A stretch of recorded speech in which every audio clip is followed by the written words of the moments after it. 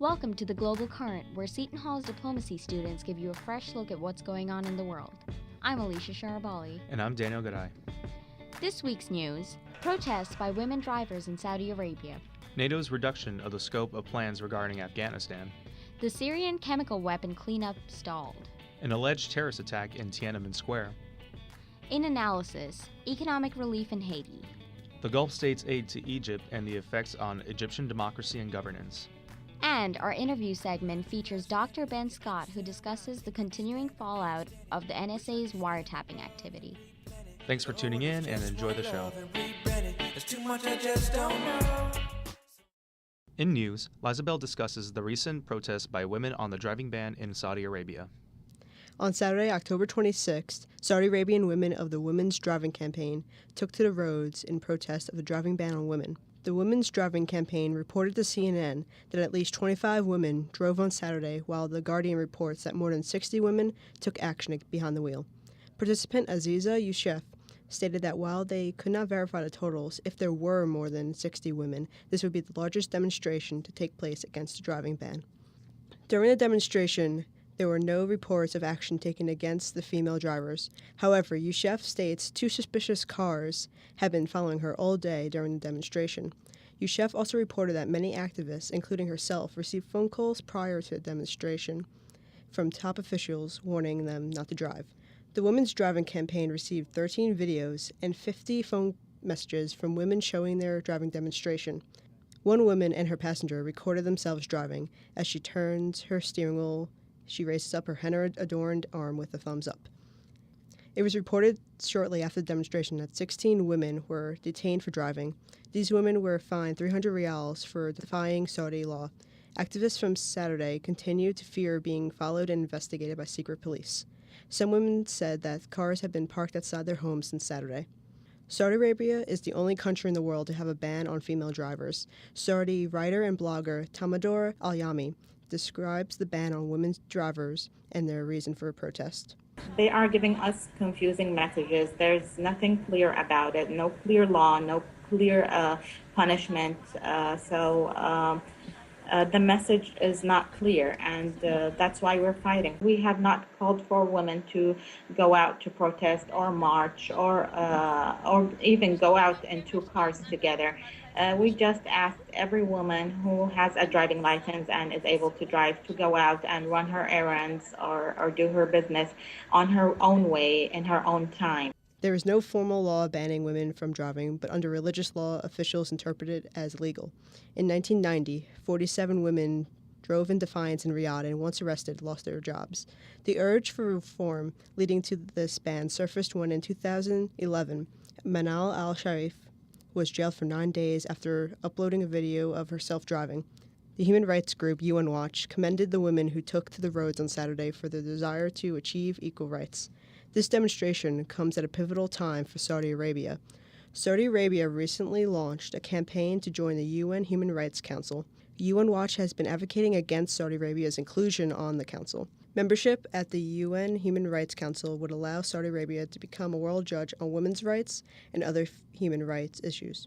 UN Watch Executive Director Hilal Noor says making Saudi Arabia a world judge on women's rights and religious freedom would be like naming a pyromaniac as the town fire chief. To support the Women's Driving Campaign in Saudi Arabia, a Saudi entertainment group, Telfaz 11, created a video in response to the campaign. The video parodies Bob Marley's No Woman No Cry and is entitled No Woman No Drive. The video has since gone viral, attaining over 7 million views. The campaign's next step would be the inclusion of men into efforts against the ban. This is Lizabelle from the Global Current.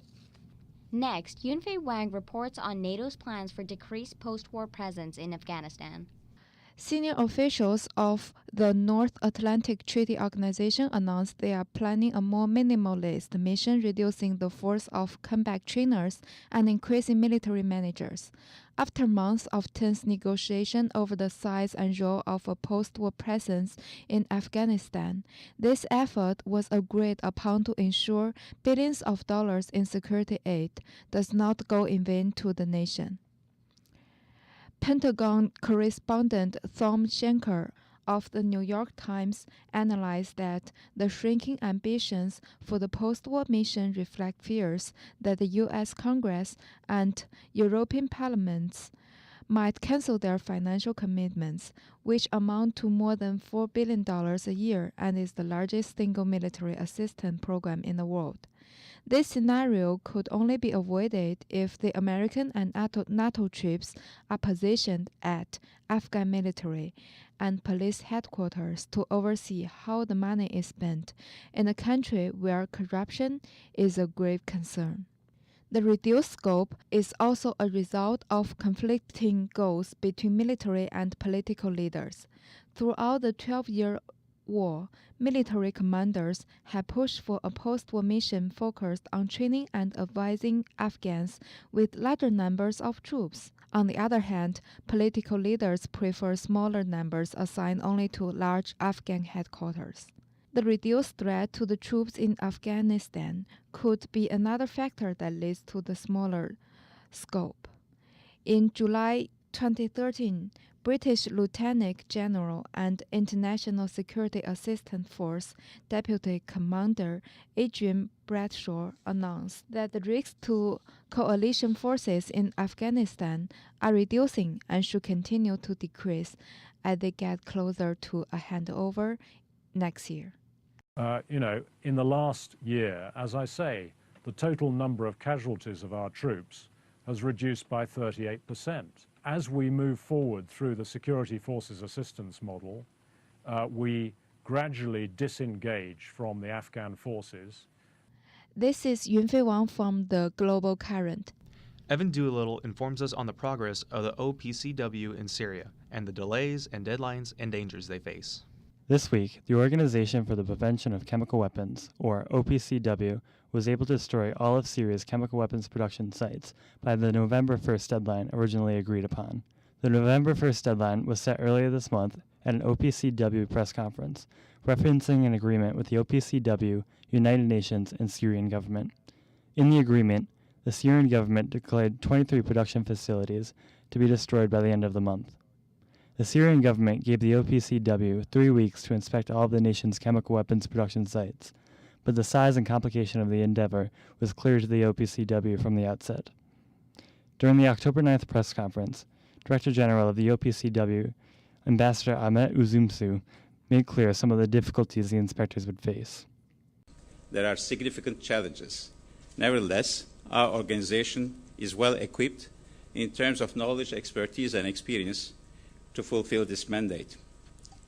With Syria becoming 119th state party to our organization as of 14th October next week, we will be getting closer to the full universality of the Convention. The motto of our organization is working together for a world free of chemical weapons. The timeline of 3 weeks is tight, but not unrealistic, Ambassador Mzuzu admittedly stated to the press. However, the timeline was dependent on resources allocated to the OPCW and the situation on the ground. Resources provided to the OPCW were initially less than expected. Scientists and inspectors were resorting to using blowtorches, hacksaws, and even vehicles to destroy Syria's production facilities. The OPCW relies heavily on foreign backers for providing the necessary resources, but it is ultimately the responsibility of the Syrian government to fund and supply the disarmament of its stockpiles.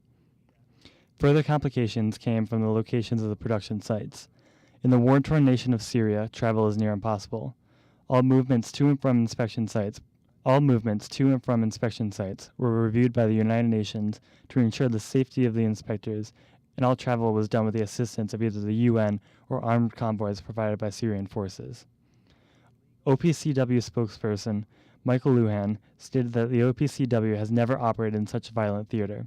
The inspectors and scientists are all volunteers, not accustomed to working in an active combat situation, and they all must conduct their inspections wearing flak jackets, Kevlar helmets, and chemical weapons protection gear. Despite these challenges, the OPCW was swift in identifying and destroying the majority of Syria's chemical weapons production facilities within the government-controlled areas of Syria.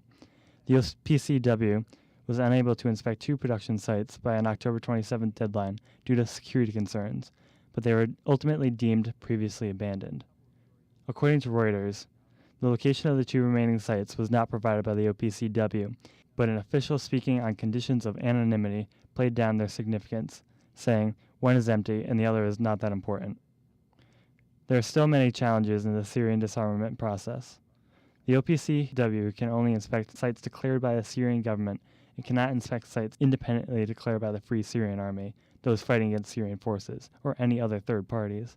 The inspectors have yet to travel through rebel-held territories to inspect chemical weapon production sites, and there is still concern that undocumented sites still exist. Syrian chemical weapon production abilities have been halted, but many munition and chemical stockpiles remain. In a recent BBC report, a senior U.S. State Department official said the Syrian government has presented a plan that seems to be realistic for the elimination of its chemical weapons arsenal that would allow the removal of precursor chemicals, which are used to make poison gas, so they could be destroyed outside Syria. A tentative plan for the total disarmament of Syria will be introduced by November 15th, with a prospective deadline of mid-2014 for the total removal and destruction of the chemical weapons components in the war-torn nation. This is Evan Doolittle, reporting for the GlobalCurrent.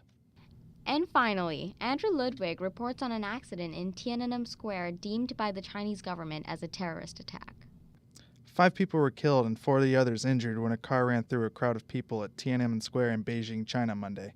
Chinese officials have said 2 tourists have been killed, 1 a foreigner, while 3 individuals inside the car also died as it burst into flames upon impact near the famed portrait of Chinese Communist founder Mao Zedong. It was not immediately clear if the act was an accident or purposefully done, nor who was responsible. But within a day, Chinese authorities proclaimed the incident a terrorist attack. Police investigated a possible link between the crash and the ethnic Uyghurs suspects from China's western Xinjiang region. In the far west of China, Xinjiang is home to the ethnic Uyghur population who has a history of conflict with the Chinese Communist government over suppression of their culture, language, and religious rights. Officials in Beijing have now stated the incident as being carefully planned, organized, premeditated attack by individuals from Xinjiang. The persons found in the car have been named as Usman Hassan, accompanied by his mother and his wife. Later, police announced they had arrested 5 more accomplices in Beijing, cited as Islamist militants with traditionally Uyghur names. The Chinese government has portrayed recent opposition to official policy in the Xinjiang region as a form of separatism. But many with knowledge of the area and its people have stated that China overemphasizes any militant or separatist threat from the region to validate its strict control and that there is no organized extremist movement in Xinjiang. The nature of the attack has raised questions as to the credibility of the Chinese state media's explanation of the events. If this were a terrorist attack, why would a man, his wife, and mother be involved in the act of the attack, and what exactly were the motives for the attack? For now, the Chinese government is proceeding with its response, taking no chances. The Chinese Defense Ministry has said the People's Liberation Army is ready to fight against any militant threat according to the government's instructions. The investigation continues in Beijing and Xinjiang to root out the motives and to find all those involved in Monday's incident at Tiananmen. Andrew Ludwig for the GlobalCurrent. And don't forget to check out an event on U.S. foreign policy and philanthropy, where there will be a lecture by Dr. Inderjeet Parmar. It is on November the 6th at 3:30 p.m. on the 6th floor of Jubilee Hall in the Political Science Conference Room. Also, be sure to watch the documentary Test of Freedom, Muslim Americans and Their Struggle Against Prejudice. This event will occur on November 6th on the 1st floor of the Walsh Library. And now in analysis, analyst Bernie Lee takes a look at disaster recovery and challenges of balancing perspectives. Nearly a decade ago, Hurricane Katrina powered through the Gulf Coast region of the U.S. People were uprooted, both literally and figuratively, from their homes. A year before, an undersea earthquake triggered a tsunami of epic proportions that ravaged Southeast Asia, the Indian subcontinent, and parts of Africa. Fast forward to today as we mull over U.S. disaster response efforts, both nationally and globally. The U.S. gives out more in foreign aid than any other country. This is only because the U.S. GDP far outstrips any other country. In relation to wealth resources, the U.S. is quite miserly. Then again, Americans could consider the security that the U.S. provides much of the world and attempt to reassure themselves that the amount of U.S. aid to the world is quite generous. However, there remains a danger in oversimplifying the data and creating a skewed picture of the cultural values we trumpet to the world and the actions we take in expressing them. Perspectives are always difficult to reconcile. When the 2004 tsunami hit, killing over 200,000 people, I lived in the French Alps. Quite safe from the effects of the tsunami, it was still quite shocking to imagine the magnitude of such a disaster. What was more shocking came a year later, as I discussed the tsunami with fellow Americans in the days following Hurricane Katrina. Someone made the comparison that the damages from Katrina were worse than the 2004 tsunami due to the value in damages being significantly higher. So now we have a price tag on the value of a human life. $108 billion equals 200,000 lives. A non-American life by that calculation is only worth a little more than $500. While painting this grim picture, bear in mind that the U.S. speaks of aiding the world. The aid going to Haiti has been going on for several years now. Haiti has been continually beaten down with natural disasters. No one wants to invest in a venture that continually loses money, and so we see Congress attempting to turn off that faucet. They might call such an action as fixing a leak. Apparently that's what New Jersey and New York were in the aftermath of Sandy, and Oklahoma was after a horrendous tornado season. Baroness Valerie Amos, the Undersecretary for Humanitarian Affairs with the UN, has some thoughts about this. Well, I see this all the time. I mean, it's not just now. There are so many disasters around the world caused by hurricanes, earthquakes, and everything else, but also disasters caused as a result of conflict. We're seeing it in Syria right now. And what happens is that certain things get to the top of the news agenda and certain things fall off the news agenda. She goes on about how the international community responds to these crises and about the criticisms that often follow the attempts to help. Some of these criticisms can be seen in the efforts being made by Doctors Without Borders in their attempt to battle the cholera outbreaks in Haiti, despite the waning support from government and other NGOs. The terrible conditions due to the massive flooding need the support of infrastructure reconstruction efforts. My home was flooded. I had to clean up the mud, and that's how I caught cholera. I don't eat food that has gone off. There is no other explanation. My house was full of mud and rubbish. There was fecal matter too. This is where the U.S. could truly shine. The U.S. Navy responded to the 2004 Indian Ocean earthquake and tsunami in brilliant fashion. Coming to the aid of Indonesia, a country with a very low opinion of the U.S., the military was able to reach out with their mobile support facilities to a disaster-stricken country and provide the human capital necessary to start a true recovery from disaster. However, like a protracted war, these efforts are difficult to maintain. Being separated from the disaster, the process of recovery seems easy enough to implement, but the chaos of the aftermath can be difficult to straighten out.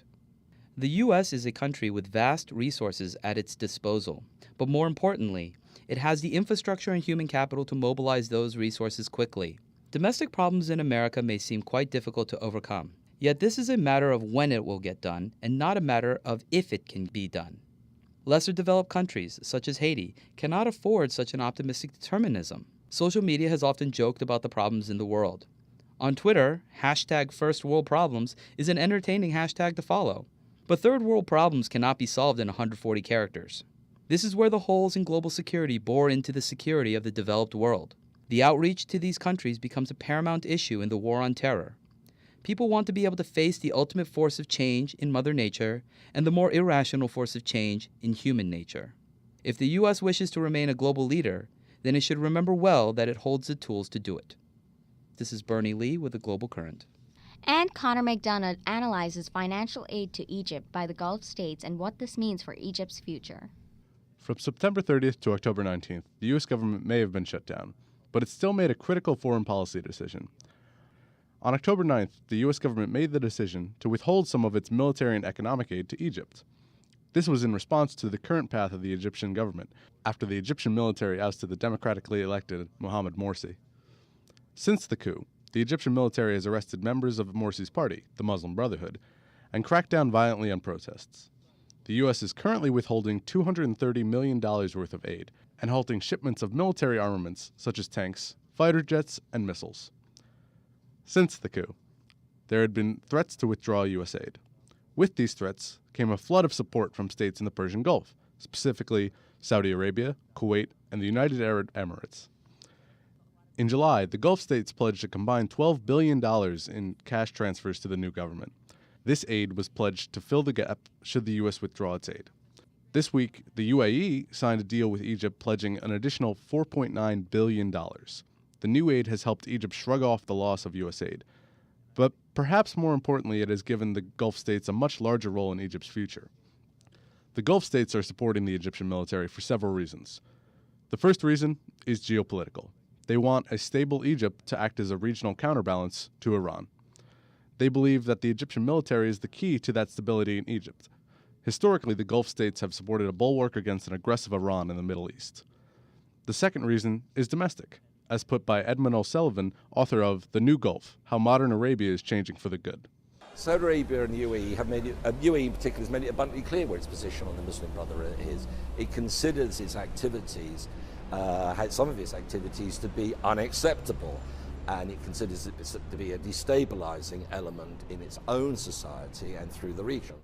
So what the Gulf states want is an Egypt that is stable and that does not involve the Muslim Brotherhood. This doesn't mean they do not want an Egypt without elections. Sultan Al-Qasemi, a commentator on Arab affairs, puts it well. Ultimately, if the Gulf wants stability, they will have to push for democracy. And when I spoke to senior Gulf leaders over the last few weeks, I honestly said that you have to push Egypt to have elections as soon as possible. And the answer there was yes, we want to push them to have elections as soon as possible. But the reason was different. The reason in their case was because the sooner the elections are held, the more fresh the memories are of how bad the days were under the Brotherhood, and so people would not vote for the Brotherhood. Aside from the Gulf states' want for an Egypt without a Muslim Brotherhood, they have a public image to uphold. They do not want to be the governments who are funding the bullets that are shooting people down in the streets, nor do they want to supply Egypt with aid forever. But the experts agree. If the choice is between democracy and stability in Egypt, the Gulf states would choose stability through the military, not boding well for a true electoral system in Egypt. But Egypt is not totally under the thumb of the Gulf for now.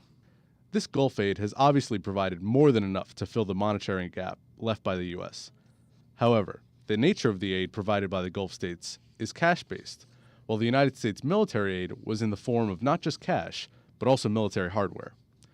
While some may speculate that Egypt can easily just pay for new military hardware with their new cash, the key difference is their inability to integrate and change over from decades of U.S. military gear.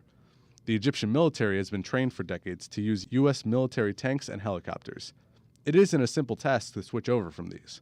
Even if they did decide to learn the ropes on new hardware, they would still need to integrate the hardware into their military infrastructure and undo decades of procedures. For this reason, the Egyptian military still does not want to stray too far from the United States.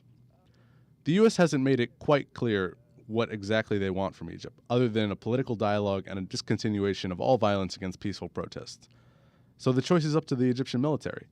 They can continue down the road of autocracy, albeit a false democracy with false elections, or full elections once again. The current situation is a reset for Egypt on where they want to go as a country. Only this time, foreign entities, the United States and the Gulf states, are going to have a much greater effect. The pledges have been fulfilled, and the cash has been transferred with additional billions on the way. The question now seems to be, where does Egypt go from here? Connor McDonough, GlobalCurrent. Producer Laura Toledo sits down with Dr. Ben Scott about NSA's wiretapping activity. Thank you so much for joining us today, Dr. Scott. My pleasure. So to get started, it kind of began in Brazil, quickly moved through France, Germany, Spain, and now Mexico. Around the world, close allies are outraged at the NSA's wiretapping and spying activity.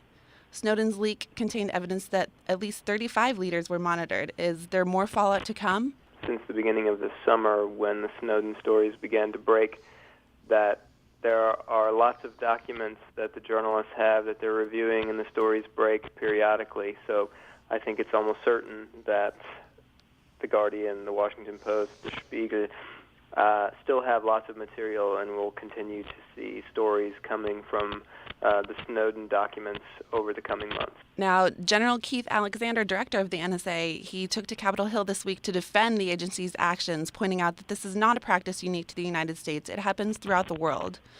How common is this? Is it something that every state undertakes this sort of activity? And is the problem here simply the media and the leaks and the sudden fixation on the issue? In many ways, what Edward Snowden made public was somewhat of an open secret, certainly to those who are active in the intelligence world or who study technology and technology markets. But there's a big difference between what many people suspect is going on and having proof published in the newspapers on a weekly basis for months and months on end. And what we're now dealing with is the difference between what governments will tolerate from one another under the shadow of secrecy and what publics will tolerate from other governments when those secrets get published on the front pages of the paper. Now, Germany and Brazil have recently banded together to bring forward a resolution at the UN to prevent spying on electronic communications, even though this initiative and idea has long been kind of circling and been in the works. Will we finally see action now that all this attention is brought to light? It's hard to say. The text of this resolution and even its process have been pretty opaque at this point. There's been nothing that I have seen about what the resolution actually says. There have been a couple of stories indicating that it would be non-specific and non-binding, which means it's unlikely to have any significant effect.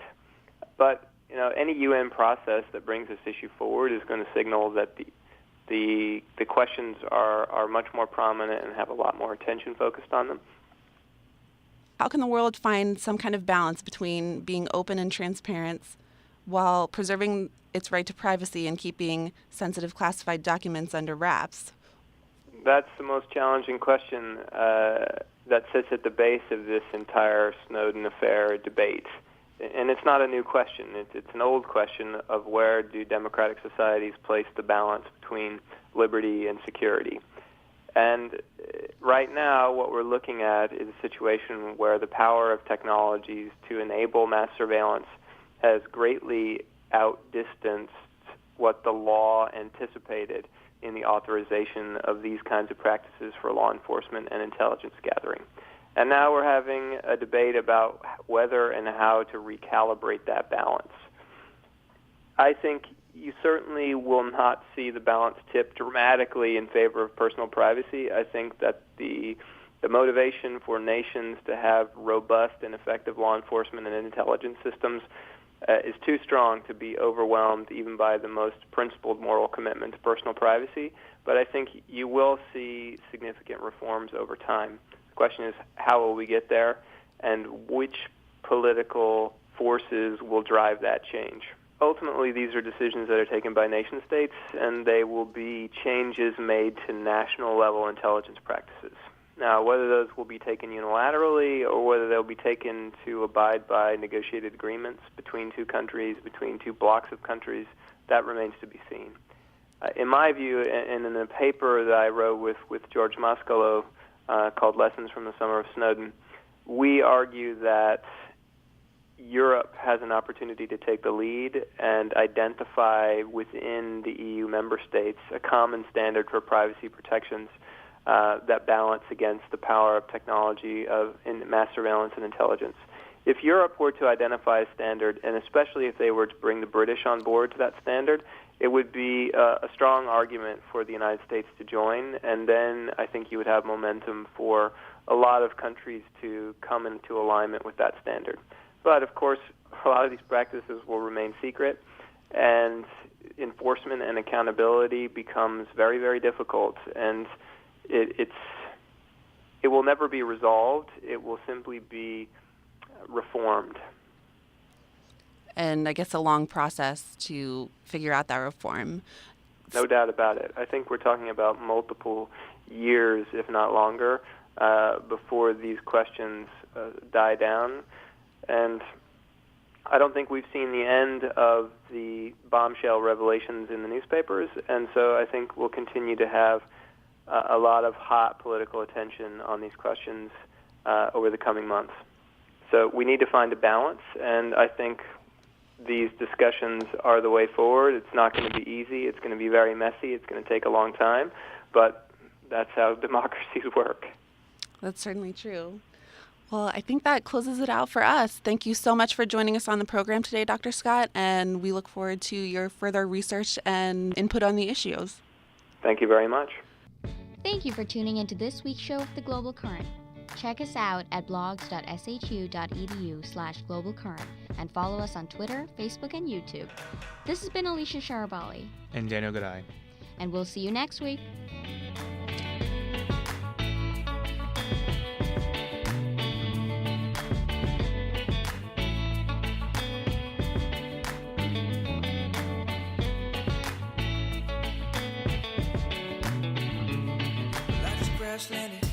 understand why I can't understand, I can't stand it. Wish I could stand up.